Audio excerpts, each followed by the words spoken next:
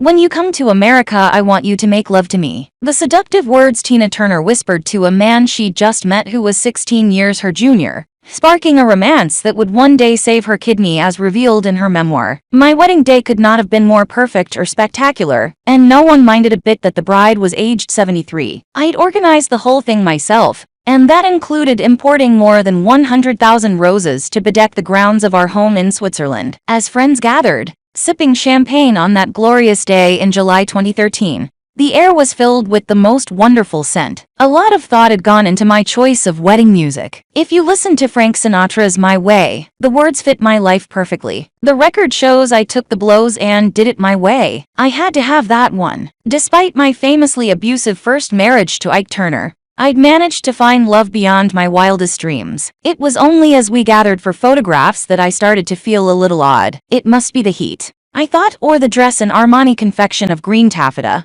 black silk tulle and Swarovski crystals getting heavier by the minute. In fact, that funny turn was the first sign of a hellish ordeal to come, a nightmare that would end only when my dear husband Erwin offered me the ultimate gift, the gift of life itself. Erwin and I had first met 28 years before. At the time, I was traveling the globe with my private dancer tour, which left me with very little time for a personal life. Not that I ever had a lot of boyfriends. I spent my entire youth with Ike, and after my divorce, dating was often more trouble than it was worth. In any case, I was never one of those women who had to have sex no matter what. To be honest, I'd sometimes gone up to a year without it. That particular week in 1985, the next date on my tour was in Cologne, Germany. As my manager, Roger, and I flew into the city, I was tired and a little down, thinking of the grueling schedule ahead. We were walking through the airport when a young man stepped out from behind a column to greet us. I thought he might be a fan, but Roger greeted him warmly. Erwin Bach, an executive from EMI, my record company in Europe, had turned up to deliver a surprise gift to me from Roger, a new Mercedes Jeep, the hard-to-get G-Wagon. But the real surprise wasn't the car,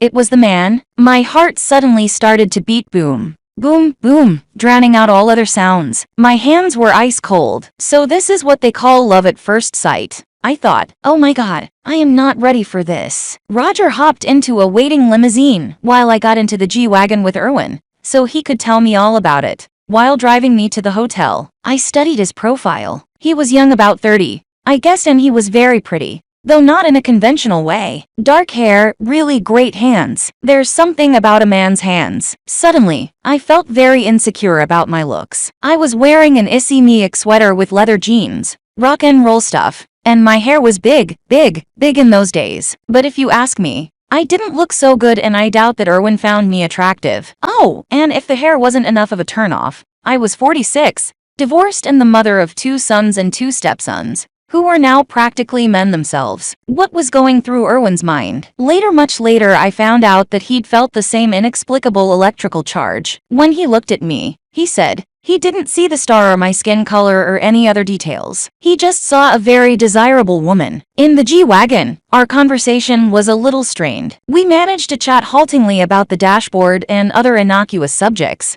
until we got to the hotel. After saying goodbye, I threw myself on my hotel bed and thought, gosh, he's wonderful, really wonderful. What do I do now? As it happened, I saw Erwin again at a couple of dinners organized by EMI. On the second occasion, we were sitting next to each other. I said to myself, I don't care, I'm just going to ask him. Erwin, I whispered, when you come to America, I want you to make love to me. He turned his head slowly and just looked at me, as if he couldn't believe his ears. I couldn't believe what I'd said either. Later, he told me he'd never been propositioned by a woman. His first thought was, well, those California girls are really wild. But I wasn't wild. I'd never done anything remotely like that before. I didn't recognize myself. Eventually, Erwin did come to Los Angeles on business, and I met him again at another dinner. I invited everyone back to my house afterwards, and that's when our real romance began. Music was playing. The other guests drifted away. The kissing began, and we kissed all the way to the bedroom. Erwin stayed with me that night. The next morning, he was scheduled to go to Hawaii on a business trip. I thought about him constantly for 2 days, and then he called, casually mentioning that his trip had been canceled. He'd been a few miles away in Malibu the whole time, hanging out with his colleagues, and hadn't thought to tell me. I tried to stay cool, But inside I was furious. "Tina, you stupid old fool," I fumed. Why did I make such bad choices in men? Why was there always disappointment? I couldn't bear the thought of being hurt again. I was better off alone, I decided. A few months passed. I ran into Erwin again while I was promoting Private Dancer, this time in Basel, Switzerland, and all my feelings came roaring back. I'd rented a house in Gstaad for the holidays, so I invited him and some other people from EMI to visit. And one night Erwin turned up alone, wearing a funny little German hat, and exuding a masculinity that I found irresistible. By the end of the evening, I'd made up my mind to pack up and move in with him. From now on, wherever Erwin was would be my home. Thus began my love story with a man who was 16 years younger than me. But that was never an issue in my mind, then or now. The world may view Erwin as Tina's younger man, but the truth is that, at heart, he's really 60, and I'm 16. He's always been an old soul, and he's much more mature than I am. He thinks ahead and exercises caution, while I'm more likely to leap without looking. In any case, at 46,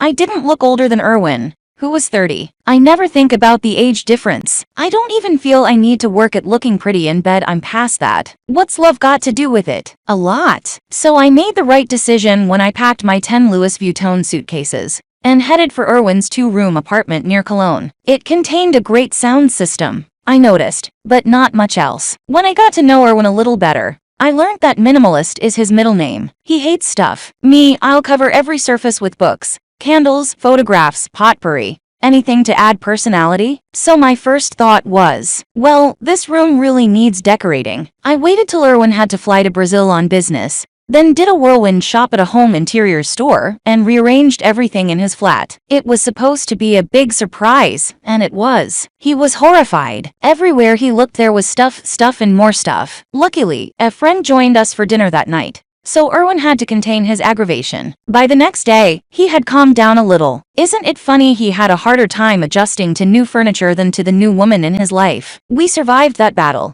but the decorating war continues to this day. A more pressing problem was my 10 suitcases for a month's stay, as there was no room for them in the apartment. So I stored my bags in the communal basement and had to keep running down to get my clothes. Imagine his neighbors' surprise when they walked into the basement laundry room and came across Tina Turner, rummaging around for something to wear. As for my security people, they had to sleep in a nearby hotel and communicate with me via walkie-talkie. I'm sure Erwin rolled his eyes from time to time, as he is never impressed by celebrity, and all that goes with it. I was already head over heels in love with him. For the first time, I felt that I was truly in a relationship. This is how it's supposed to be, I told myself. One day, he asked me in his charming German way, "Are we together?" Meaning, are we a couple? Remembering the naughty pass I'd made just after we met, he couldn't help worrying that I might be wild and unpredictable, that I was just playing, that I might run off one day. But rather than wanting to run away, which was how I'd always felt with Ike,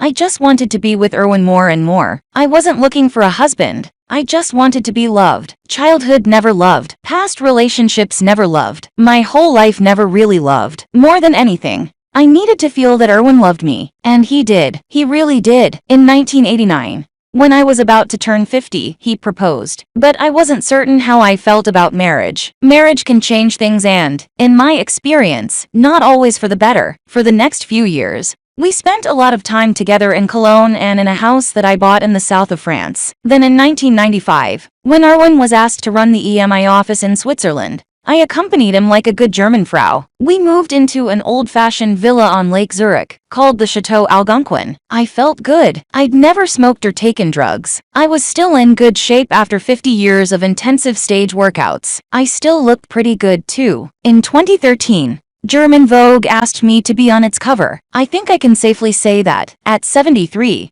I was the oldest cover girl in Vogue's history at that point. The year before, Erwin had proposed once again, and this time I'd answered with an emphatic yes. It was a commitment that didn't come easily to me, but I knew he was the love of my life. You know that wonderful expression, if you want to make God laugh, tell him your plans. On an ordinary October morning in 2013, just 3 months after our glorious wedding, I woke up and felt a lightning bolt strike my head and right leg. I tried to speak, but I couldn't get any words out. I was having a stroke. The stroke had delivered a powerful blow to my body. My entire right side was numb. I'd have to work with a physiotherapist to learn how to walk again.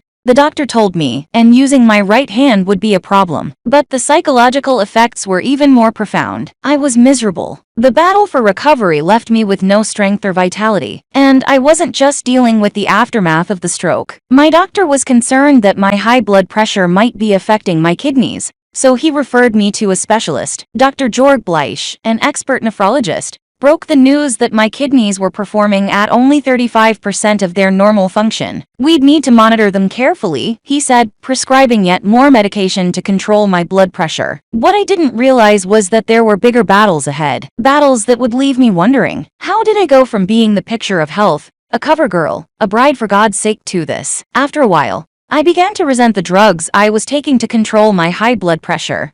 I was certain they were making me feel less clear-headed and energetic. Not long after this blow, my health began to fail again. I became so weak that I couldn't leave the house. It took all my strength to stagger between bedroom and bathroom. This time, I was diagnosed with early-stage intestinal cancer, a carcinoma, and several malignant polyps. As I waited for surgery, I cried to Erwin, "Aren't you sorry you married an old woman?" Fortunately for me, he always radiated confidence, optimism, and joie de vivre, and helped me to keep calm. A month after my diagnosis, I had part of my intestine removed. The doctors were optimistic, and I felt a glimmer of hope again. But just a glimmer, and only for a moment. By December 2016, my kidneys were at a new low of 20% and plunging rapidly. I faced a choice: regular dialysis or a kidney transplant. Only the transplant would give me a very good chance of leading a near-normal life. But the chances of getting a donor kidney were remote. At the time, Switzerland's organ donor rate was one of the lowest in Europe,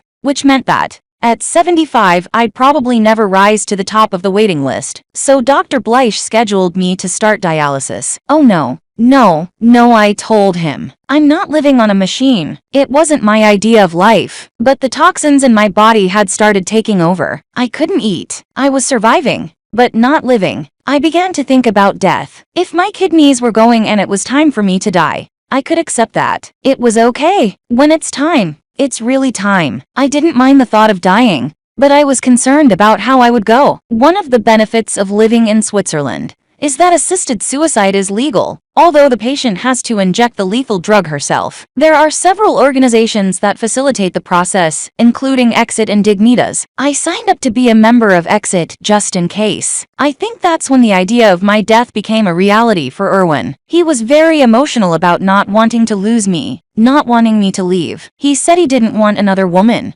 or another life. We were happy and he'd do anything to keep us together. Then he shocked me. He said that he wanted to give me one of his kidneys. I was overwhelmed by the enormity of his offer, but because I love him, my first response was to try to talk him out of taking such a serious and irreversible step. He was a young man. Why should he take such a risk to give an older woman a few extra years? What if he had a problem someday with his remaining kidney? Darling, you're young. Don't interfere with your life. Think about your own future, I urged. But Erwin had made up his mind. My future is our future, he told me. At the University Hospital of Basel, Erwin had to go through a battery of psychological tests to make sure he was donating a kidney for the right reasons. As I'd expected, the doctors accepted that he knew what he was doing. Erwin always knows exactly what he's doing. That's his nature. His offer to give me his kidney was a gift of love, and he remained unflappable and relaxed. Next, there were medical tests to determine our compatibility, and we got the encouraging news that we shared the same type A blood group. Meanwhile, all I could hear was the clock ticking. I couldn't afford to lose a bit of my strength, energy, or courage. I was already a high-risk patient because of my recent cancer. But the risk escalated when tests showed that my heart had been damaged by so many years of high blood pressure. The muscle was enlarged and the vessels calcified. There was some doubt about whether a weakened heart could withstand the stress of surgery. But ultimately, our big day was scheduled. April 7, 2017. 2 operating theaters were prepared, one for the donor and one for the recipient, and 2 surgical teams. Erwin's operation took place first. While I was understandably anxious about the transplant, I was far more concerned about him. After about an hour, it was my turn. When I awoke, I was so groggy that everything lights, sounds, smatterings of conversation, visits from doctors and nurses felt dreamlike. It took me a while to understand that I was in intensive care, surrounded by what seemed like 100 machines, starting my new life as a woman with a healthy kidney. The following day, after a few tentative stretches of my fingers and toes, I realized I felt fine. The best moment was when Erwin came rolling into my room in his wheelchair. He somehow managed to look good, even handsome, as he greeted me with an energetic, "Hi, darling." I was so emotional, happy, overwhelmed, and relieved that we'd come through this alive.